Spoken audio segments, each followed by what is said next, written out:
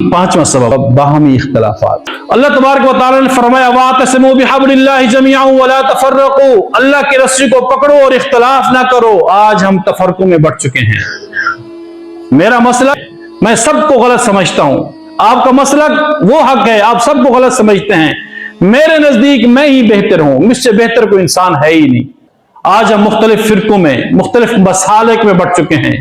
जब हम मसालिक में तफरकों में बटेंगे, वला तनाज़उ फतफशलू व तज़हब रिहुकुम, वला तनाज़उ, आपस में तनाज़े न करो। ये फरूई तनाज़े, मैं देवबंदी हूं, मैं बरेलवी हूं, मैं अहले हदीस हूं, मैं हनफी हूं, मैं मालिकी हूं, मैं शाफी हूं, मैं हम्बली हूं, मैं हाथ यहां बांधता हूं, मैं यहां बांधता हूं, मैं यहां बांधता हूं, मैं रफ़े दैन करता हूं, मैं नहीं करता हूं, जनाजे के बाद दुआ है नहीं है, नहीं। हाँ, जिस पे आप अमल कर रहे हैं अल्लाह आपको वो मुबारक फरमाए।